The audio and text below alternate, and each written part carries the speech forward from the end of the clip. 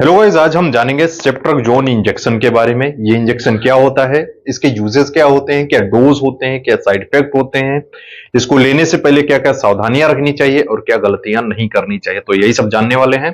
तो वीडियो को पूरा देखें। सबसे पहले बात करेंगे सेप्ट्राक्सोन इंजेक्शन होता क्या है। दोस्तों, ये जो इंजेक्शन होता है सेप्ट्राक्सोन, ये मेडिसिन है। ये कई ब्रांड नेम से आता है, इसके कई सारे ब्रांड नेम्स होते हैं, जैसे कि जोन इंजेक्शन, मोनोसेप इंजेक्शन या फिर सिपबैक्ट इंजेक्शन। इनमें जो मेडिसिन रहती है, कंटेंट रहता है, ये सेम रहता है, सेप्ट्राक्सोन ही होता है। ये एक एंटीबायोटिक है, सेफालोस्पोरिन ग्रुप की ब्रॉड स्पेक्ट्रम एंटीबायोटिक है। जो सेफालोस्पोरिन ग्रुप की एंटीबायोटिक होती हैं, ये थर्ड जनरेशन की एंटीबायोटिक है सेप्ट्राक्सोन। इसका इस्तेमाल बैक्टीरियल इन्फेक्शंस में किया जाता है। जितनी भी बीमारियां बैक्टीरिया के इन्फेक्शन की वजह से हो जाती हैं, उन बीमारियों को ठीक करने के लिए इस इंजेक्शन का इस्तेमाल किया जाता है। ये इंजेक्शन वर्क कैसे करता है? जब भी इस इंजेक्शन को किसी पेशेंट को देते हैं तो ये बैक्टीरिया को किल करता है और इसके साथ ही ये सेल वॉल को बनने से रोकता है। बैक्टीरिया में एक सेल वॉल होती है जो सरवाइव करने के लिए इंपॉर्टेंट होती है बैक्टीरिया को। अगर ये सेल वॉल नहीं बनेगी तो बैक्टीरिया सरवाइव नहीं कर पाएगा और बैक्टीरिया किल हो जाता है। तो इसी तरह से ये वर्क करता है। तो बात करेंगे इसके यूजेस के बारे में। ये कौन कौन सी बीमारियों में इसका इस्तेमाल किया जाता है। जैसा कि मैंने बताया, जितनी बीमारियां बैक्टीरियल इन्फेक्शन की वजह से हो जाती हैं, उन बीमारियों को ठीक करने के लिए इसका इस्तेमाल किया जाता है। जैसे कि स्किन में किसी तरह का इन्फेक्शन हो गया है, कई बार क्या होता है, बॉइल्स हो जाते हैं, बाल तोड़ हो जाते हैं, या फिर कहीं पर कट लग जाता है, इंजरी हो जाती है, फोड़ा फुंसी बन जाता है, तो उसको ठीक करने के लिए इस इंजेक्शन का इस्तेमाल किया जाता है। कई बार कुछ लोगों की सर्जरी होती है, ऑपरेशन होता है, तो उसके बाद प्रोटेक्ट करने के लिए इस इंजेक्शन का इस्तेमाल किया जाता है, जिससे कि वहां पे इंफेक्शन ना फैले। और इसके साथ ही अगर ब्रेन में किसी तरह का इंफेक्शन हो जाता है, जैसा कि मेनिंजाइटिस हो जाती है, और भी कई तरह के इंफेक्शन हो जाते हैं ब्रेन में, उनको ठीक करने के लिए इस इंजेक्शन का इस्तेमाल करते हैं। और इसके साथ ही आरटीआई, जिसको रिस्पिरेटरी ट्रैक्ट इंफेक्शन बोलते हैं, अगर लंग में इंफेक्शन हो गया है, रिस्पिरेटरी ट्रैक्ट होता है उसमें इंफेक्शन हो गया है, तो उसको ठीक करने के लिए इस इंजेक्शन का इस्तेमाल करते हैं। और इसके साथ ही सॉफ्ट टिश्यू इंफेक्शन हो जाते हैं, स्किन में इंफेक्शन हो जाते हैं, उसको ठीक करने के लिए इसका इस्तेमाल करते हैं।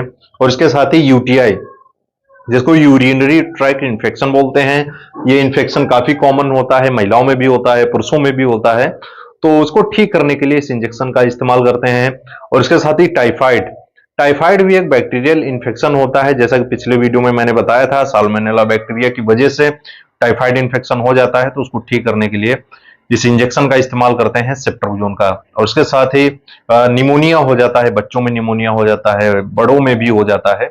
निमोनिया भी एक बैक्टीरियल इन्फेक्शन होता है, तो उसको ठीक करने के लिए इस इंजेक्शन का इस्तेमाल किया जाता है। और इसके साथ ही कान में अगर इन्फेक्शन हो गया है, नोज में है, या फिर गले का संक्रमण है, तो उसमें भी इस इंजेक्शन का इस्तेमाल करते हैं।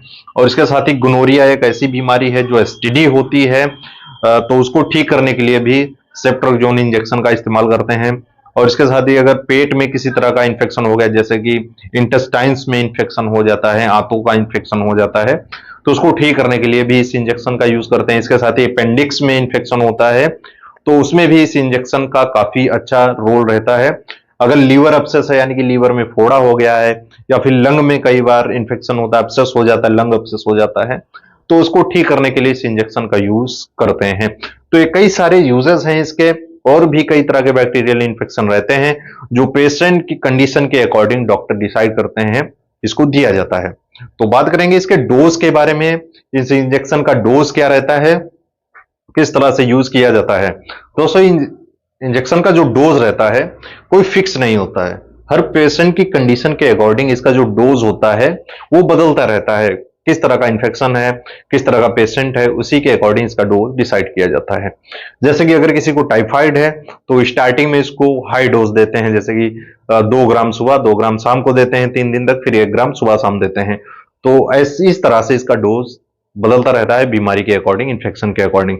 और इसका जो मैक्सिमम डोज रहता है वो 4 ग्राम रहता है पर डे, यानी कि आपको 24 घंटे में 4 ग्राम से ज्यादा नहीं देना होता है। और इसको डिवाइडेड डोज में देते हैं, जैसे 1 ग्राम सुबह 1 ग्राम शाम को दिया, या फिर 2 ग्राम सुबह 2 ग्राम शाम को दे दिया। तो इस तरह से इसका डोज दिया जाता है या फिर कंडीशन के अकॉर्डिंग पेशेंट को देते हैं। और इसके साथ ही बात कर लेते हैं इसके साइड इफेक्ट के बारे में। इस इंजेक्शन को लेने से क्या क्या साइड इफेक्ट हो सकते हैं। दोस्तों, हर मेडिसिन के कुछ ना कुछ साइड इफेक्ट होते हैं, इसी तरह से इसके भी कुछ साइड इफेक्ट होते हैं, बहुत ही कॉमन रहते हैं, रेयर रहते हैं। काफी इंजेक्शन लगाया भी जाता है लोगों को, सावधानी से लगाया जाए तो कोई साइड इफेक्ट नहीं दिखते हैं, लेकिन फिर भी कुछ साइड इफेक्ट होते हैं, जैसे कि इस इंजेक्शन को लगाने से नोजिया एंड वोमिटिंग हो सकती है, यानी मितली लगती है, उल्टी हो सकती है, इसके साथ ही स्किन पर रैशेज आ सकते हैं और एलर्जी हो सकती है, जैसे कि खुजली जैसी, अर्टिकेरिया हो सकता है, स्किन पर चकत्ते जैसे आ सकते हैं। उसके बाद ये WBC जो काउंट रहता है हमारी बॉडी में उसको कम कर देता है, और इसके साथ ही इंक्रीज एसिनोफिल्स जो होते हैं उनको बढ़ा देता है, एसिनोफिलिया कर देता है।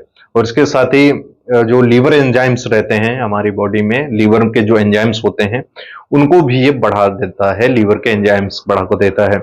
और इसके साथ ही डायरिया हो सकता है, या फिर और भी कई तरह के साइड इफेक्ट हो सकते हैं। अगर ऐसे साइड इफेक्ट दिखें या फिर इसके अलावा कुछ साइड इफेक्ट दिखें तो आपको अपने डॉक्टर से तुरंत संपर्क करना चाहिए। तो बात करेंगे इसके कॉन्ट्राइंडिकेशंस के बारे में। इस इंजेक्शन को कहाँ इस्तेमाल नहीं करना चाहिए, किन लोगों को नहीं लेना चाहिए। अगर कोई व्यक्ति हाइपर सेंसिटिव रहता है सेप्ट्रोक्सोन से या फिर सेफेलोस्पोरिन ग्रुप के एंटीबायोटिक से हाइपर सेंसिटिव है, एलर्जी रहती है, तो ऐसे लोगों को इस इंजेक्शन का इस्तेमाल बिल्कुल नहीं करना चाहिए। अगर रेसेस आ रहे हैं, खुजली हो रही, पित्ती हो रही है, तो डॉक्टर को बता दें कि इंजेक्शन पहले लगा था तो इससे हमें प्रॉब्लम हो गई थी, डॉक्टर को बता देना चाहिए। और पेशेंट से भी हिस्ट्री लेनी चाहिए कि ये इंजेक्शन लगा रहे हैं, कभी पहले लगा तो नहीं, अगर लगा था कोई प्रॉब्लम तो नहीं हुई थी।